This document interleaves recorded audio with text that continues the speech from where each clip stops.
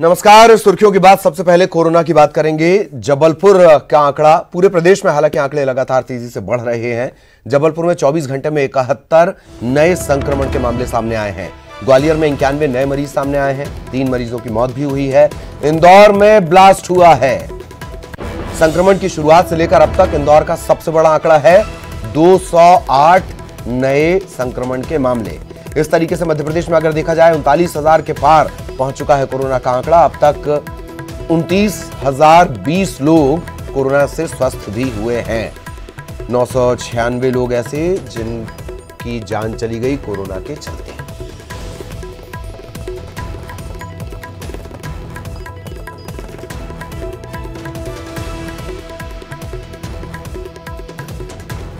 मध्य प्रदेश में लगातार तेजी से बढ़ता कोरोना। नीचे आप देख रहे हैं, नीचे जिलेवार अपडेट भी हम लगातार आपको बता रहे हैं किस जिले में कितने मामले, कितने लोगों की जान गई और कितने लोग कोरोना को मात देकर ठीक हुए, डिस्चार्ज हुए, अस्पताल से डिस्चार्ज हुए। कुल अगर प्रदेश की बात कर ली जाए 29,000 से ज्यादा मरीज जिन्होंने कोरोना को मात दी, लेकिन 996 ऐसे जो कोरोना से जंग जीत नहीं पाए। लगातार आंकड़े हम आपको बता रहे हैं और अपील भी कर रहे हैं, कोरोना से सिर्फ आपका अनुशासन जीत सकता है, आपकी इम्यूनिटी जीत सकती है। सुरक्षित रहें, सतर्क रहें। एक बार फिर अपडेट आपको दे दें, जबलपुर में 24 घंटे में 71 नए मरीज, ग्वालियर में 91 नए मामले सामने आए, 3 मरीजों की मौत हो गई। इंदौर में अब तक का सबसे बड़ा ब्लास्ट, 208 नए पॉजिटिव मरीज सामने आए हैं। मध्य प्रदेश में 39,000 के पार कोरोना के आंकड़े पहुंच गए हैं। 29,000 ऐसे जिन्होंने कोरोना को मात दी है, 29,000 से ज्यादा, 29,020 और 996 लोग ऐसे जो कोरोना से जंग जीत नहीं पाए। छत्तीसगढ़ का अपडेट आपको दे दें। प्रदेश में कोरोना का कहर लगातार जारी है और 293 नए मामले सामने आए हैं। तकरीबन 293 नए मरीज सामने आए हैं। रायपुर में, अकेले रायपुर में 109 नए मामले। अब तक कोरोना संक्रमण छत्तीसगढ़ में 12,148 मामले सामने आ चुके हैं। 8,809 मरीज कोरोना को मात दे चुके हैं। फिलहाल एक्टिव मरीजों की संख्या है 3,243, जिनका अब कोविड केयर सेंटर और अस्पतालों में इलाज चल रहा है। 96 लोग ऐसे जो कोरोना से जंग जीत नहीं पाए।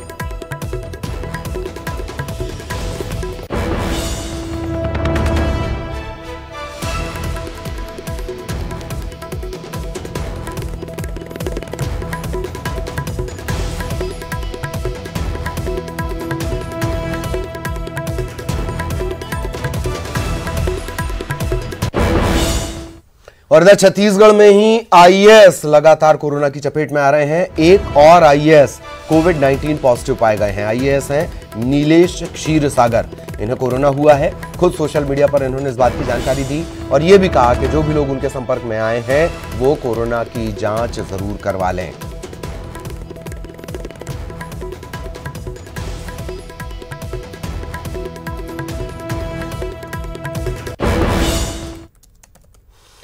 खबर दुर्ग से है, जहां कोरोना का कहर लगातार जारी है। कोरोना संक्रमित 3 लोगों की मौत भी हो गई है। इस तरीके से अगर सिर्फ दुर्ग की बात कर ली जाए, 18 लोगों की मौत अब तक कोविड-19 के चलते हो चुकी है। 9 अगस्त की रात नए 29 मरीज और मिले हैं। संक्रमितों के आंकड़ों की बात कर ली जाए, संक्रमण के मामले अगर देखे जाए 1100 के पार संक्रमण का आंकड़ा पहुंच चुका है। यह सिर्फ दुर्ग जिले का आंकड़ा है।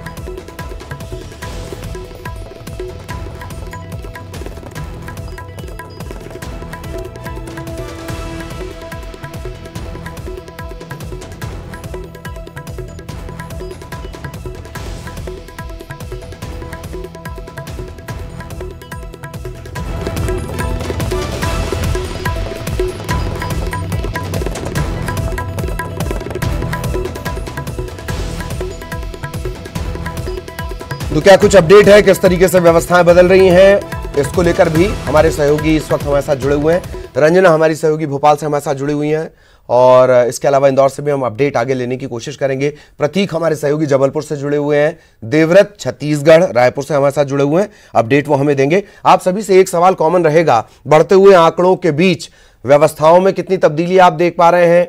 बेड की संख्या है, टेस्ट की संख्या है, इन सब का क्या कुछ अपडेट है? शुरुआत करेंगे रंजना, आंकड़े लगातार बढ़ रहे हैं, व्यवस्थाएं कितनी बढ़ पा रही हैं? रंजना।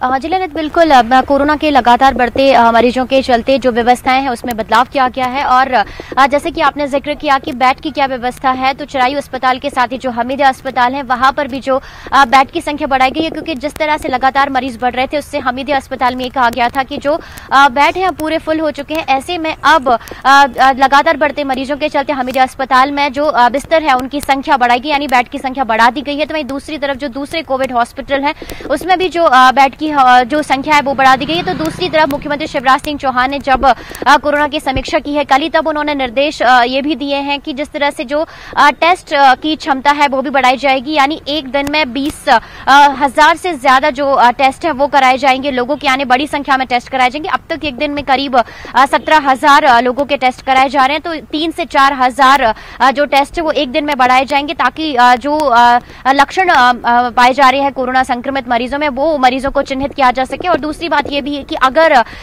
जो मरीज जो घर में ही होम आइसोलेशन में रहना चाहते हैं तो होम आइसोलेशन की भी सुविधा भी अब जिला प्रशासन ने अपने स्तर पर दी है, यानी अगर जो घर उनका 3 BHK है या फिर जिस हिसाब से क्वारंटाइन या होम आइसोलेशन के लिए अगर वो घर सही है तो इस हिसाब से होम आइसोलेशन की व्यवस्था घर में दी जा सकती है। और दूसरी तरफ मुख्यमंत्री शिवराज सिंह चौहान ने ये भी कहा कि अब न सिर्फ डेथ ऑडिट किया जाएगा बल्कि जो जिस तरह से उनका ट्रीटमेंट किया जा रहा है उस ट्रीटमेंट का भी ऑडिट किया जाएगा, यानी अब क्षमताएं बढ़ाई जा रही हैं। और एंटीजन जो टेस्ट है उससे भी अब कोरोना मरीजों को चिन्हित किया जा रहा है, यानी आज राजधानी भोपाल में जहां 117 मरीज मिले हैं तो उनमें से 60 एंटीजन टेस्ट से ही पॉजिटिव चिन्हित हुए हैं। जी जी जी, ये भी अच्छी बात है। सवाल इस बात पर भी उठना चाहिए, मुख्यमंत्री इस बात पर भी जरूर सवाल उठाएंगे कि वो सवाल करेंगे अपने समीक्षा बैठक में कि हमीदिया अस्पताल में हमारे जो पेशेंट हैं वो बच नहीं पाते हैं, लेकिन चिरायू अस्पताल में पेशेंट बच जाते हैं।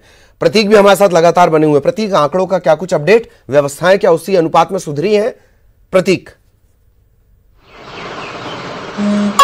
देखिए अब तक का जो कुल आंकड़ा है कोरोना का शहर में वो 1885 पर पहुंच चुका है, जबकि 1200 से ज्यादा मरीज जो है अब तक स्वस्थ हो चुके हैं, यानी करीब करीब 500-600 जो मरीज हैं उनके एक्टिव केस अभी भी शहर में बचे हैं। ये चिंताजनक बात जरूर है कि जो मौत का आंकड़ा है वो बीते 10 दिनों में लगातार बढ़ता जा रहा है। अमूमन हर 1-2 दिन में 1 से 2 मौतें हो रही हैं। 38 मरीजों की अब तक जो मौत है वो हो चुकी है। जहां तक व्यवस्थाओं इंतजामों की बात की जाए तो 1000 बेडेड जो व्यवस्था है वो ऑक्सीजन के लिहाज से फिलहाल दम भरती है, जिला प्रशासन दम भरता है कि उनके द्वारा कर ली गई है। इसके साथ साथ निजी अस्पतालों से भी जो उनका टाई अप हुआ है और जो लिस्ट है वो आम लोगों के सामने लाई गई है कि अगर उन्हें प्राइवेट अस्पताल में इलाज कराना है तो वहां भी जो संबंधित मरीज अगर कराना चाहे, इच्छुक हो तो वहां भी वो करा सकते हैं अगर सरकारी सुविधाओं से उन्हें संतोष ना हो। तो बहरहाल प्रशासन ने अब तक जो व्यवस्थाएं की है उनका ये दावा है कि अगर 1500 से 2000 भी मरीज अगर हो जाते हैं तो उन्हें भी इलाज मुहैया फिलहाल प्रशासन करा सकता है। लेकिन हाल फिलहाल जो व्यवस्थाएं हमें यहाँ पर दिख रही हैं तो अभी तक तो काफी ठीक है। मरीजों की ऐसी कोई नाराजगी सामने अब तक नहीं आई है जिसमें व्यवस्थाओं भरा आलम हो या फिर वो कोस रहे हो व्यवस्थाओं पे। लगातार मरीजों के ठीक होने का सिलसिला भी जारी है। मेडिकल अस्पताल की जो टीम है वो लगातार यहाँ पे काम कर रही है और नए नए प्रयोग भी जलपुर शहर में जो है वो अब तक देखने को मिले। जी जी, हालांकि संस्कारधानी के लोगों ने संस्कार का भी परिचय दिया है अगर इंदौर और भोपाल से तुलना कर ली जाए। इंदौर से सहयोगी अरुण भी इस वक्त हमारे साथ जुड़ चुके हैं, उनसे भी हम अपडेट लेंगे, लेकिन उससे पहले देवव्रत में आपके पास आना चाह रहा हूं। IAS भी लगातार चपेट में आ रहे हैं, किस तरीके से व्यवस्थाएं भी बदली हैं। होम आइसोलेशन की इजाजत मेरा ख्याल है पिछले हफ्ते ही दी जा चुकी है। देवव्रत।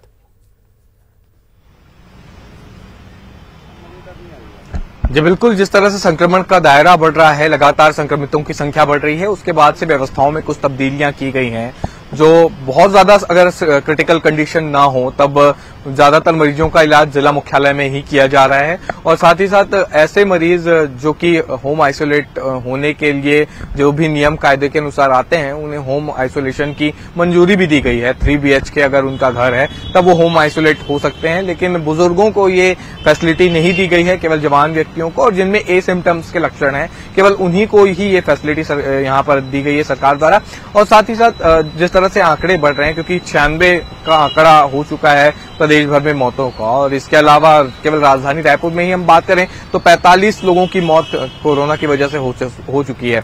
बाकी जगहों पर भी इसी तरह की स्थिति है। ऐसे में जिस तरह से ये भी देखा जा रहा है कि टेस्टिंग का तो दायरा बढ़ा ही है और जो टारगेट रखा गया था कि ज्यादा से ज्यादा टेस्ट हो ताकि पता चल सके कि आखिर कौन कौन व्यक्ति जो है वो संक्रमित है और संक्रमण के दायरे से अगर बाहर है तो वो लोग अपने आप को सुरक्षित रखें। तो कुल मिलाकर के व्यवस्थाओं में जो तब्दीलियां की गई हैं, जिला मुख्यालयों में कोविड केयर सेंटर्स बनाए गए हैं, उसका ये असर देखने को मिल रहा है कि राजधानी के जो एम्स है और अंबेडकर अस्पताल में जो अतिरिक्त भार पड़ रहा था वो अब कुछ हद तक के कम हुआ है। और साथ ही साथ जो होम आइसोलेशन की फैसिलिटीज दी गई है, इसके अलावा होटल में भी जो पेड आइसोलेशन के लिए व्यवस्था की गई है वो भी एक तरह से कारगर इसलिए भी सिद्ध हो रहा है क्योंकि जो सरकारी अस्पताल थे, एम्स था, उस पर बहुत ज्यादा दबाव बढ़ गया था। लगातार मरीजों की संख्या के अनुसार कंट्रोल करना काफी मुश्किल हो गया था। तो अब इस तरह की स्थिति बन रही है कि फिलहाल जो क्रिटिकल मरीज हैं उनका एम्स में उपचार हो रहा है और फिलहाल बेड की भी संख्या सही है। लेकिन ये अभी चिंताजनक बात है कि राजभवन में भी अभी कोरोना पॉजिटिव कई लोग निकले हैं, वीआईपी तक पहुंच गया है और अभी आईएएस ने भी खुद पुष्टि की है उन्होंने कि वो कोरोना पॉजिटिव पाए गए हैं। उनके जो भी संक्रमित व्यक्ति आए हैं उनके संपर्क में वो अपना टेस्ट करा लें। और इसके साथ ही साथ जो कोरोना वॉरियर्स हैं वो भी इससे छूते नहीं है। फिर एक बार अंबेडकर अस्पताल के मेकाहारा में जो डॉक्टर्स हैं वो कोरोना पॉजिटिव निकले हैं, हेल्थ वर्कर्स निकले हैं। तो ये भी चिंताजनक बात है। और खासकर एक व्यवस्था की और बात बता दूं कि जेल में भी इस वक्त व्यवस्थाओं की अगर हम बात करें तो जेल में कई कैदियों के कोरोना पॉजिटिव होने की पुष्टि हुई है। उसके बाद से जेल में भी व्यवस्थाओं में कई तब्दीलियां जी जेल पर नजर रखनी होगी। एक बार अगर कोविड-19 किसी भी जेल में एंट्री करेगा तो फिर स्थितियां बेकाबू होते देर नहीं लगेंगी। अरुण हमारे साथ जुड़े हुए हैं। अरुण, सबसे बड़ा ब्लास्ट अब तक का सबसे बड़ा ब्लास्ट इंदौर में, और क्या कुछ व्यवस्थाओं में भी तब्दीलियां आई हैं?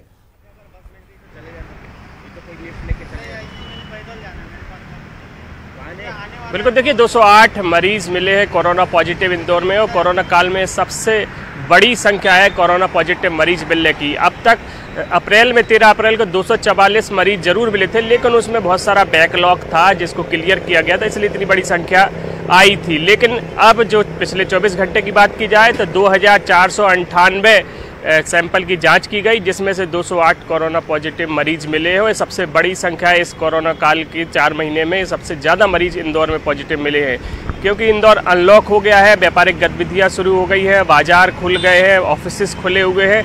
ऐसे में लोगों को ज़्यादा एहतियात बरतने की ज़रूरत है, सोशल डिस्टेंसिंग का पालन करने की ज़रूरत है, मास्क लगाना ज़रूरी है, साथ ही सैनिटाइजर का भी उपयोग लोगों को करना है। लेकिन कहीं ना कहीं लोग लापरवाहियां बरत रहे हैं, एहतियात नहीं बरत रहे हैं, कोरोना प्रोटोकॉल का सही ढंग से पालन नहीं किया जा रहा है और यही कारण है कि लगातार कोरोना का संक्रमण इंदौर में बढ़ता जा रहा है। 460 मरीज हो गए हैं जो अभी विभिन्न अस्पतालों में उनका इलाज चल रहा है। एक्टिव केस हैं जबकि 800 से 900 के बीच ये संख्या पहुंच गई थी। पिछले 10 दिन में लगातार मरीजों की संख्या बढ़ती जा रही है और ऐसे में अब ज़्यादा चिंता की बात है और एहतियात बरतने की भी ज़रूरत है, क्योंकि अब होटल रेस्टोरेंट भी खुल गए हैं, लेकिन उनको टेक अवे की अभी सुविधा है। 56 दुकान जरूर पूरी तरह से खुल गया है, तो वहाँ पर भी लोग जाएं तो खाने पीने के दौरान। हालांकि आपके यहाँ तो ब्यूरोक्रेसी बनाम विधायिका की स्थिति भी कई बार बन चुकी है। बहुत दिलचस्प स्थितियां वहां बनी हैं, खासतौर पे लॉकडाउन को लेकर, नियमों को लेकर।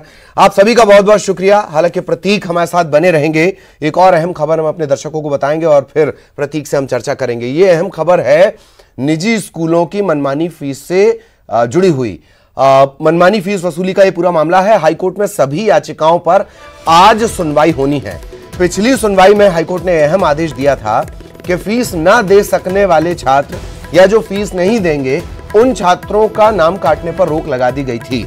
इसके तत्काल बाद मुख्यमंत्री ने भी इस बात का ऐलान किया था कि अगर कोई छात्र फीस नहीं देगा निजी स्कूलों में तो उसका नाम नहीं काटा जा सकेगा, उससे बाहर नहीं किया जा सकेगा। आज इस मामले की अगली और अहम सुनवाई होनी है।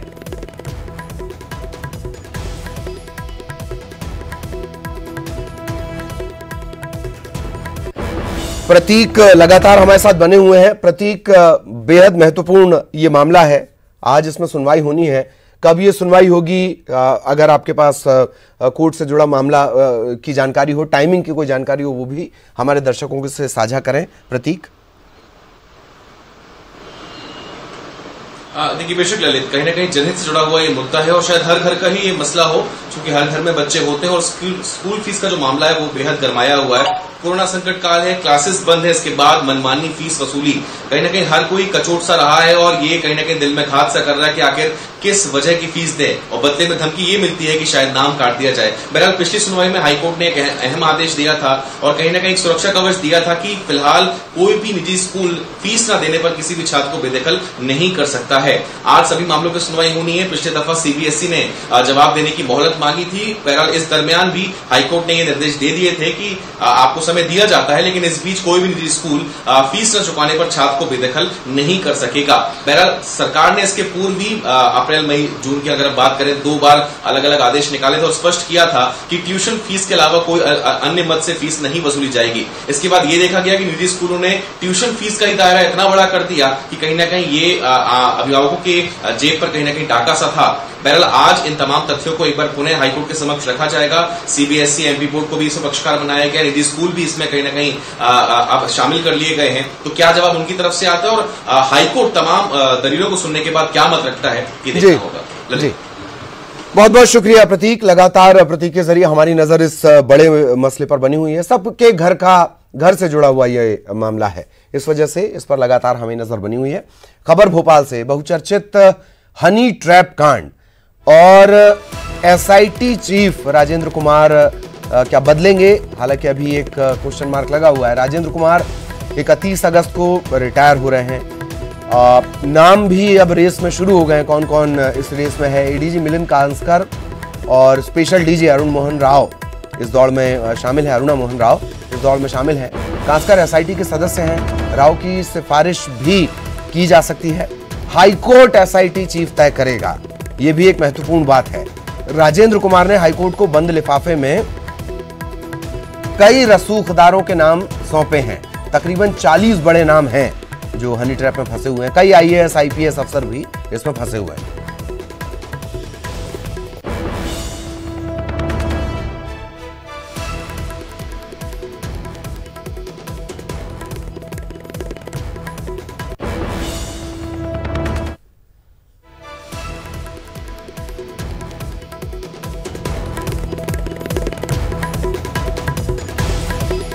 एसआईटी चीफ 31 अगस्त को रिटायर हो रहे हैं और खास बात ये पूरा मामला हनी ट्रैप से जुड़ा हुआ पूरा मामला हाईकोर्ट की निगरानी में चल रहा है और लिफाफा सौंपा गया है। तकरीबन 40 बड़े नाम इसमें शामिल हैं। ये हम स्पेशल इनपुट आपको दे रहे हैं। मनोज हमारे साथ जुड़े हुए हैं। मनोज, क्या कुछ अपडेट?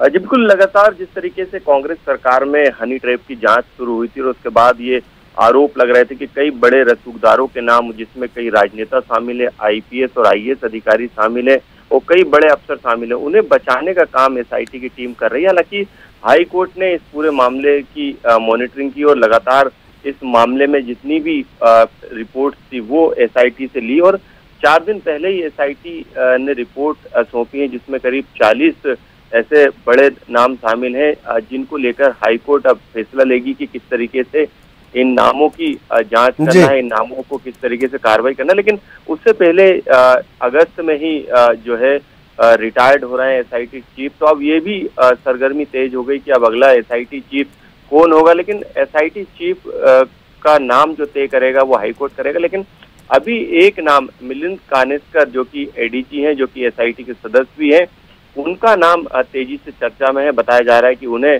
ये कमान एसआईटी की सौंपी जा सकती है जब रिटायर्ड होंगे राजेंद्र कुमार एसआईटी चीफ। लेकिन एक नाम की चर्चा सरकार के तरफ से भी आ रही है। ये सूत्रों ने बताया है कि सरकार की तरफ से स्पेशल डीजी अरुणा मोहन राव के नाम की सिफारिश हाईकोर्ट से की जा सकती, क्योंकि सीनियरिटी में वो आगे हैं, स्पेशल डीजी हैं, जबकि मिलिंद कांस्कर एडीजी हैं।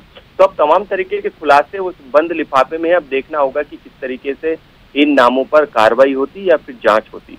जी, बहुत बहुत शुक्रिया मनोज इस तमाम जानकारी के लिए। और यहां रुकेंगे एक ब्रेक के लिए।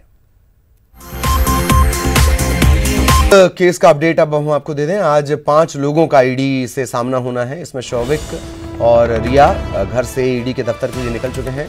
रिया चक्रवर्ती और उनके भाई हैं शौविक, और पिता से पूछताछ आज होनी है। दूसरी बार रिया ईडी के सामने पेश हो रही हैं। सिद्धार्थ पिठानी भी सिद्धार्थ पिठानी से भी ईडी आज पूछताछ करेगी। रिया की मैनेजर श्रुति मोदी से भी पूछताछ होगी।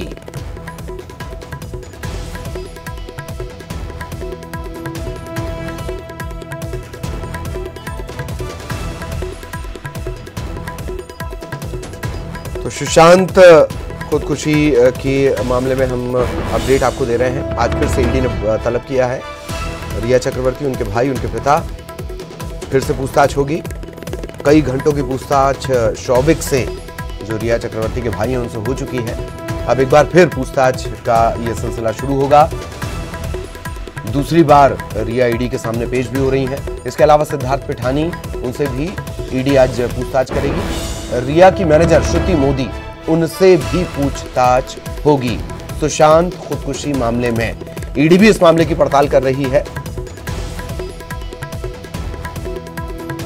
करोड़ों का जो ट्रांजैक्शन हुआ था कुछ दिनों पहले सुशांत के अकाउंट से, उससे लेकर क्या कुछ अपडेट है। सहयोगी अमित इस वक्त हमारे साथ जुड़े हुए हैं मुंबई से, उनसे हम अपडेट लेंगे। अमित, क्या कुछ अपडेट इस पूरे खुदकुशी के मामले में आज? देखिए, रिया और उसका भाई शौविक जो है वो घर से निकल चुके हैं और कुछ ही देर में जो है ईडी कार्यालय पहुंचेंगे। पहले वो वकील से मिलने पहुंचे और लगातार आज की पूछताछ जो है काफी महत्वपूर्ण जो है वो मानी जा रही, क्योंकि आज रिया से जिन दो कंपनियों में सुशांत के रिया उसका भाई डायरेक्टर है, उसके बारे में जो है पूछताछ की जाएगी। क्योंकि जो कंपनियां खोली गई थी उस कंपनियों में कोई भी काम दिखाया नहीं गया था।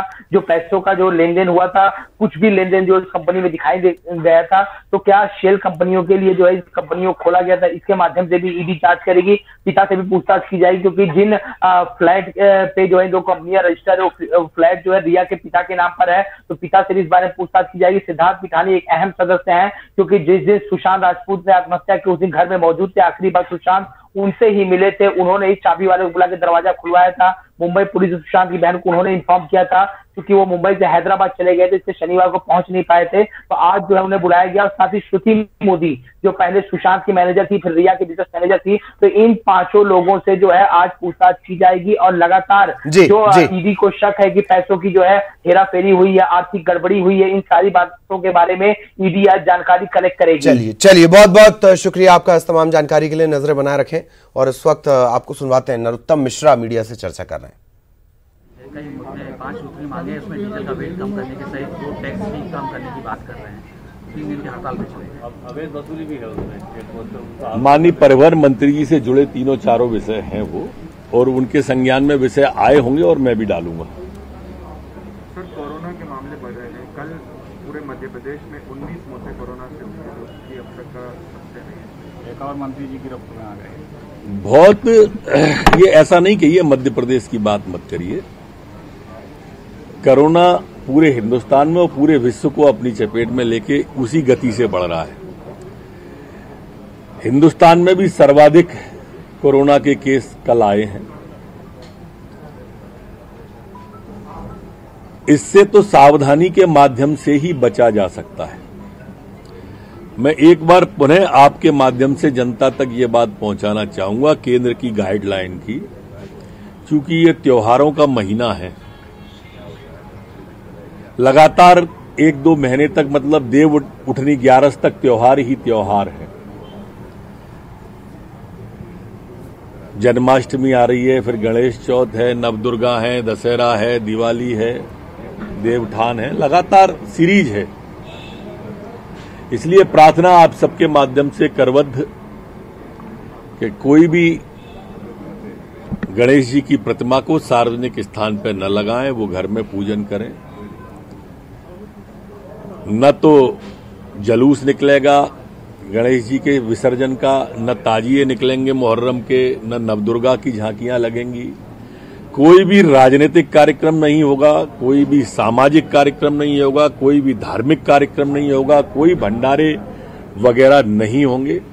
जो केंद्र की गाइडलाइन में 5 की बाध्यता है वो यथावत जारी रहने वाली है। इसी के साथ होम आइसोलेशन को सरकार अब बढ़ावा देने जा रही है, क्योंकि केसेस भी बढ़ रहे हैं और जो मंत्री विश्वास सारंग पॉजिटिव आए वो भी होम आइसोलेशन को भी और पेड आइसोलेशन को भी। मैं इन दोनों पर बात कहने के पहले ये भी आपका ध्यान इस ओर आवश्यक समझता हूं, आकर्षित करना या यह कहना प्रासंगिक समझता हूं कि मध्य प्रदेश सरकार के द्वारा सभी गरीबों के लिए, सभी मध्यम वर्ग के लिए निःशुल्क चिकित्सा व्यवस्था है। इससे ये कोई प्रभावित नहीं होने वाली है। और इसी के साथ इस बुलेटिन में इतना ही। नमस्कार।